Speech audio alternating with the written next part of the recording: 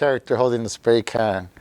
And we did up in the Silmar wash. The homie Quay showed me how to do it. But he showed me how to cut the paint. And that's what I needed to learn. He showed me how to cut the paint with the spray can, how to hold the tips and cut it and all that. So then from there, okay, I just went with, I went painting with other homies afterwards. Now, HERT, as we said before, you're a legend in the San Fernando Valley. Something that people might not be familiar with is just how dangerous the San Fernando Valley was in the mid to late 90s.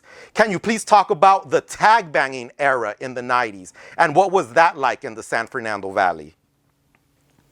There was a lot of gangs going on. That was probably during,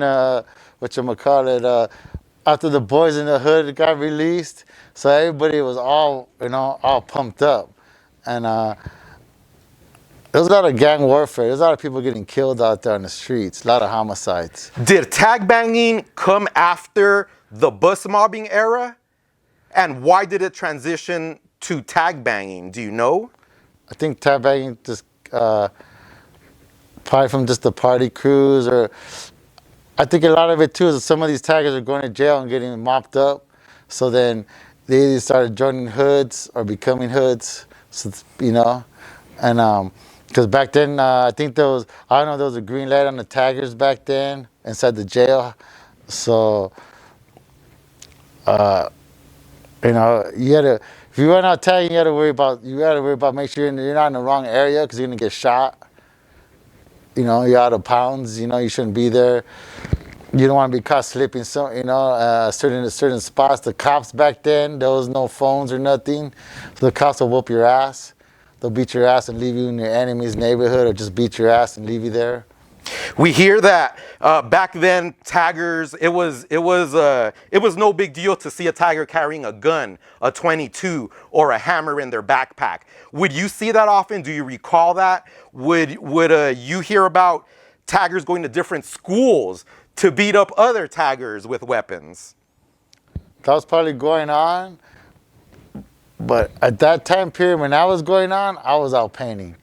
I was out painting yards, probably, mid to late 90s, probably early 2000s. I was painting in South Central a lot. And I stopped painting for a little while, and I started working for Rap Pages magazine, distributing. I met the homie T-Lokes. And then, because we were both giving out the same magazine in the same club, so we started laughing. We were drinking a beer, and then, we're both writers. So he worked for Priority, I think. And so then he got me out painting one day. He said, let's go hit a wall. I got some in South Central. So from then on, I started painting South Central.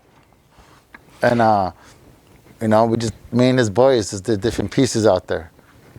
The 90s, a very dangerous time in the graffiti culture era. How did you manage to stay away from tag banging and focus on art?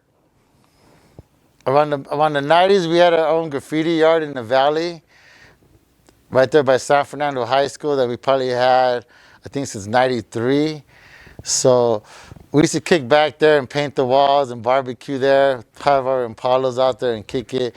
And there was a big cruising scene at that time too. Everyone used to cruise down Laurel Canyon. So we used to have all the walls painted up right there. And probably that yard and all that probably kept us away from all of that, more artistic, more geared towards graffiti. And then getting, you got other crews that were getting jumped in the neighborhoods too at that time. So that kind of kept our base, was our crew of our yard was right there. So that's probably why we didn't get into no gangs in that area. Tag banging is going on. It's the mid to late 90s. And we also hear, besides gangs, it's cops you have to be on the lookout for.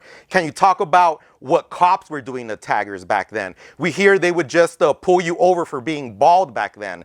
They would check you, harass you. Sometimes, as you said, they would pick you up and drop you off in enemy territory. Can you talk about the cop situation back then?